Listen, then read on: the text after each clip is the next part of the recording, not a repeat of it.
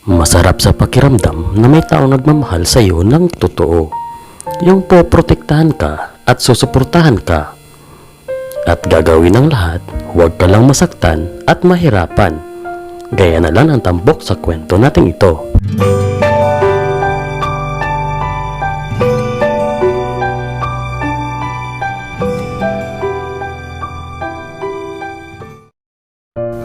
Mga ka-explorer, meron na naman tayong bagong video na tiyak na kapupulutan natin ng aral. Kung bago ka pa lang dito sa aking channel, ay huwag kalimutang i-like, i-subscribe, at pindutin ang notification bell para updated ka sa mga susunod kong videos. Ang kwentong ito ay tungkol sa dalawang taong binigay ang lahat sa ngalan ng pag-ibig. Dalawang taong pinagtagpo sa angkop na panahon at pagkakataon, ngunit pinaglayo ng estado sa buhay. Nagsimula ang kwentong pag-iibigan ni Rex at Lynn sa isang payak na baryo sa bayan ng Baguio. Si Rex na pinanganak sa isang payak at simpleng pamilya. Ang ama't ina nito ay mananim ng carrots at patatas. Yan ang kasi ang pangunahing pagkakakitaan sa baryo nila. Simula pagkabata ni Rex ay nabanat na ang katawan nito sa kakatrabaho. Bilang panganay kasi sa 6 na magkakapatid, ay siya na ang inaasahan ng kanyang ama na humarili sa kanya sa paghahanap buhay. Sa katotohanan nga ay kilalang kilala si Rex sa baryo nila dahil sa taglay na kabaitan at sipag nito. Sa kabilang banda naman, si Lynn na pinanganak sa isang may kayang pamilya. Nag-iisang bunsong babae ito sa 3 magkakapatid. Kahit na pinanganak ito na may marangyang buhay, ay di pa rin ito maramdaman ang pagiging malaya. Bantay sarado ang mga galaw nito at dapat lahat ng lakad mo ipapaalam mo. Half Filipino, half Chinese kasi ang pamilya nito, kaya ganoon na lang sila ka-strikto sa kanya. Mula sa pagkabata hanggang sa paglaki ni Lynn, ay kontrolado lahat ng desisyon nito sa buhay. Kaya ganoon na lang ang pagnanais ng ating bida na makawala sa marangyang buhay, ngunit para kang nakakadena. Hindi pa nag-cross ang landas ng dalawa hanggang sa dumating ang isang araw. Napagdesisyonan ng ama at ina ni Lynn na magbakasyon din paminsan-minsan. Isang araw, sinorpresa sila ng mga ito. Pinapili sila kung saan sila gustong pumunta. Napagkasunduan ang 3 magkakapatid na sa Baguio sila pupunta. Yung kasing lugar ang di pa nila pupuntahan, kaya yun ang pinili nilang magkakapatid. Hanggang sa lumipas ang 1 linggo at natuloy nga ang plano ng buong pamilya. Inihanda nila ang mga kakailanganing mga gamit at masayang nag-travel papuntang Baguio. Masayang masaya ang magkakapatid habang binabaybay nila ang daan patungong Baguio. Safe naman silang nakarating ang Baguio, ngunit pagod na pagod ang mga ito. Diretso ang mga ito sa hotel at nagpahinga. Kinabukasan, nagayaan ang magkapatid na masyal sa bayan. Habang naglalakad-lakad si Lynn at kumukuha ng mga pictures, ay may nakabanggaan siyang isang lalaki. Sa biglaang pagsalpukan nila ay napaupo si Lynn. Agad-agad naman siyang tinulungan ng lalaki at humingi agad ito ng paumanhin sa kanya.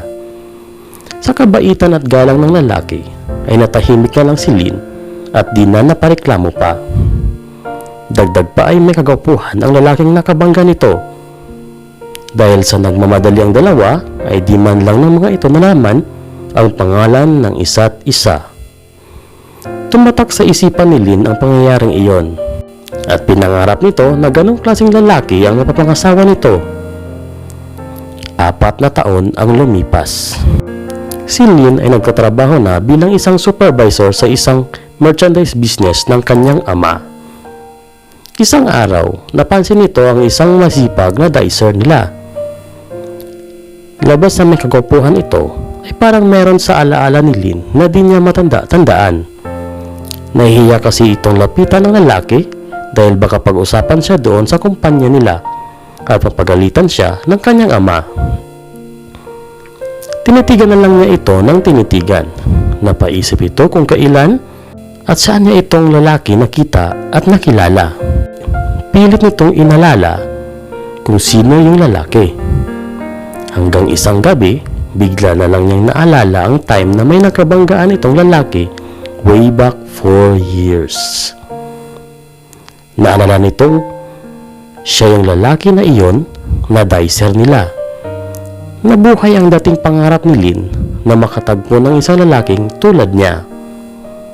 Sa kabilang banda naman, si Rex ay walang kaalam-alam na ang supervisor pala nito ay ang babaeng matagal nang naghihintay sa kanya.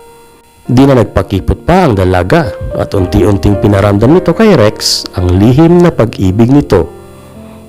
Napapansin naman iyon ni Rex, ngunit bahagya itong umiiwas sa takot baka machismis sila at may nagsumbong sa ama ni Lynn.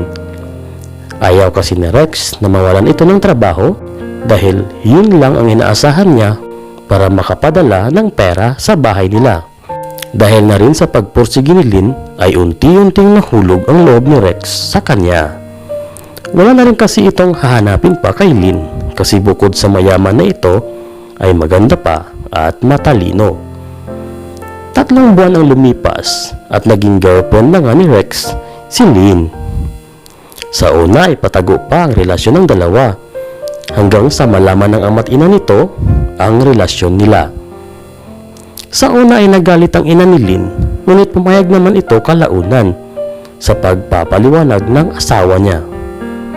Kilalang kilala na kasi ng ama ni Lynn si Rex dahil sa katapatan nito sa trabaho.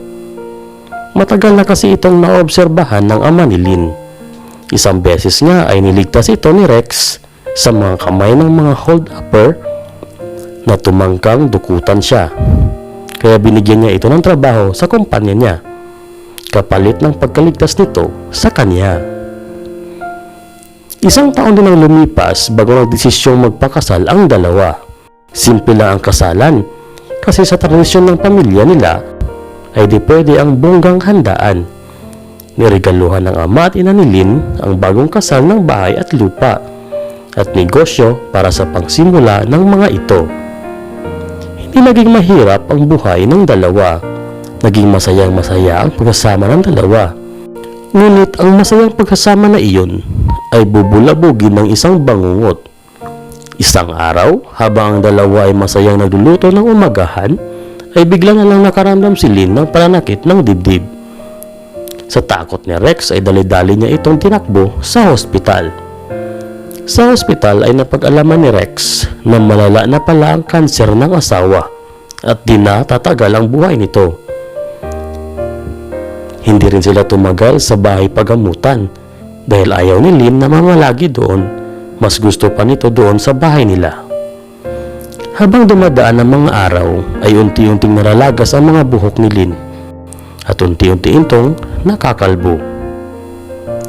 Nalungkot ito sa mga nangyayari sa kanya dahil hindi niya ito pinangarap na mangyari sa kanya. Marami kasi siyang mga plano para sa pagsasama nila ni Rex. Marami pa siyang gustong gawin kasama si Rex. Masakit din kay Rex na makita ang asawa na nagdudusa sa isang sakit na pinagdadanasan nito. Hanggang isang araw, nagpaalam si Rex kay Lynn na meritong pupuntahang meeting. Ilang oras lang ang lumipas at nabalitaan ni Lynn galing sa kanyang kapatid na naaksidente ang sasakyan ni Rex. Okay naman ang kalagayan ni Rex, ngunit bahagyang naapektuhan ang mga mata nito na nagresulta sa pagkabulag nito. Nalungkot at nabalisa si Lynn sa nangyari kay Rex at napabulong. Bakit lahat na lang ng kamalasan ay binuhos mo sa akin, Panginoon? Hindi mo ba ako mahal? Hindi naman nahirapan si Lynn sa pag-aalaga kay Rex. Masunurin kasi ito sa sasabihin ni Lynn at nagkukusa na tulungan ang sarili. Kahit hirap na hirap si Lynn sa kanyang karamdaman, ay patuloy silang namuhay ni Rex ng normal at masaya. Umabot din ng 2 years na lumaban si Lynn bago ito namayapa. Sa araw ng libing nito ay marami ang dumalo at nakiramay. Pagkatapos ng libing ay may isang lalaking kumausap kay Rex. Nilapitan siya nito at sinabihan. Nawala na si Lynn. Paano ka na ngayong wala nang mag-aalaga sa'yo? Bulag ka pa naman. Biglang tinanggal ni Rex ang suot na eyeglasses at sinabi sa lalaking, "Nagpanggap lang naman akong bulag para hindi masaktan ang asawa ko na nakikita ko siyang nahihirapan." Napatitig na lang kay Rex ang lalaki at namangha. At dyan po nagtatapos ang ating kwento. Mga ka-explorer, minsan sa buhay natin ay nakakagawa tayo ng isang bagay para lang di masaktan ang ating minamahal. Masakit makita ang minamahal mong nasasaktan at nahihirapan. Kaya mga ka-explorer, alagaan po natin ang mga minamahal natin sa buhay. Iparamdam po natin sa kanila ang ating pagmamahal habang sila'y nabubuhay pa. Maraming salamat po.